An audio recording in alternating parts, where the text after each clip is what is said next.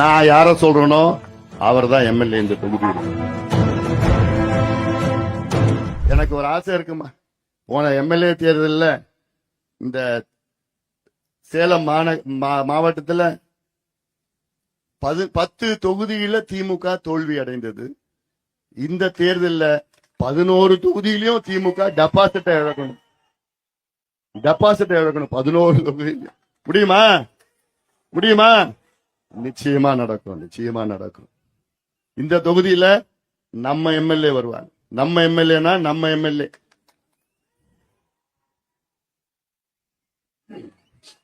நான் யார சொல்றேனோ அவர் தான் எம்எல்ஏ இந்த தொகுதியில.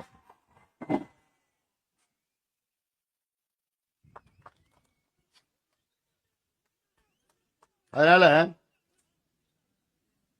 எதுக்கு நான் சொல்றேன்னா, என்னோட நோக்கம் வளர்ச்சி என்பது இது ஏதோ ராக்கெட் சயின்ஸ் கிடையாது, புதிய விஞ்ஞான சயின்ஸ் கிடையாது. சாதாரணமா அடித்தள மக்களுக்கு போய் சேருகின்ற திட்டங்கள். அதுதான் உண்மையான உங்க பிள்ளைகள், உங்க பேரப்பிள்ளைகள் நன்றாக படித்து வேலைக்கு போய் சுயமரியாதையுடன் வாழ்ந்து உங்களை காப்பாற்றணும். அதான் என்னை பொறுத்த வரைக்கும் வளர்ச்சி. என்னை பொறுத்த வரைக்கும் வளர்ச்சினா பெரிய பெரிய மால், பெரிய பெரிய ஐடி பார்க், பெரிய பில்டிங், பெரிய ஏர்போர்ட் கட்டுறதுலாம் வளர்ச்சி இல்லை. எனக்கு பொறுத்த வரைக்கும் இதுக்கு நடுவுல உள்ள நீங்க முன்னேறணும், நீங்க வளரணும், நீங்க முன்னேறணும். நீங்க எப்படியோ கஷ்டப்பட்டு உங்க பிள்ளைங்களை படிக்க வச்சிருக்கீங்க. இந்த கொடையை கொஞ்சம் கஷ்டப்பட்டு நீங்க உங்க பிள்ளைகளை படிக்க வச்சிருக்கீங்க. பிள்ளைங்க படிச்ச பிள்ளைங்களுக்கு இன்னைக்கு பார்த்தா வேலை இல்லை. 1,30,00,000 இளைஞர்களுக்கு இன்னைக்கு வேலை இல்லை. 1,30,00,000 படித்த இளைஞர்களுக்கு தமிழ்நாட்டில் வேலை இல்லை. காரணம் யாருன்னா இதே திமுக தான்.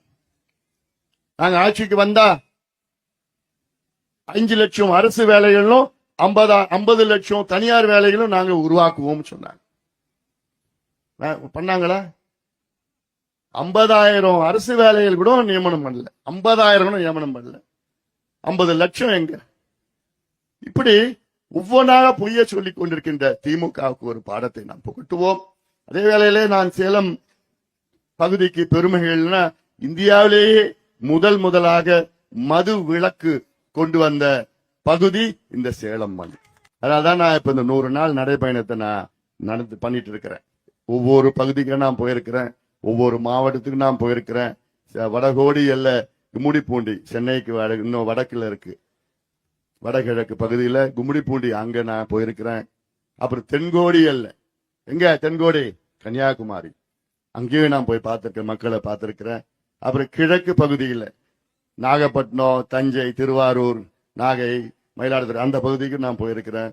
அப்புறம் மேற்கு பகுதியில் கோயம்புத்தூர், திருப்பூர், ஈரோடு பகுதி அந்த பகுதிக்கு நான் போயிருக்கிறேன். நான் இப்படி எல்லாம் போய் எல்லா மக்களும் சந்திச்சு, எல்லா சமுதாயம், எல்லா மதத்தை சார்ந்தவர்கள், எல்லா தொழிலையும் சார்ந்தவர்கள், விவசாயிகள், நெசவாளர்கள், மீனவர்கள், மாணவர்கள், அரசு ஊழியர்கள், தொழிலாளர்கள், வணிகர்கள், வியாபாரிகள், அத்துணை மக்களையும் சந்தித்து அவர்களுக்கு என்ன பிரச்சனை, என்ன குறை, இதெல்லாம் மாற்றி அமைக்க வேண்டும்.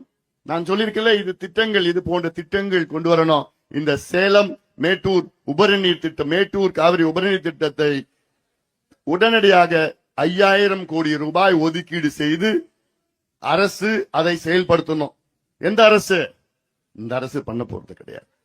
இன்னொரு 6 மாசத்துல நம்ம அரசு வரப்போகுது. 6 மாசத்துல நம்ம தான் செயல்படுத்த போறோம். அதனால நீங்க எல்லோரும் நமக்கு ஆதரவு கொடுங்கள்.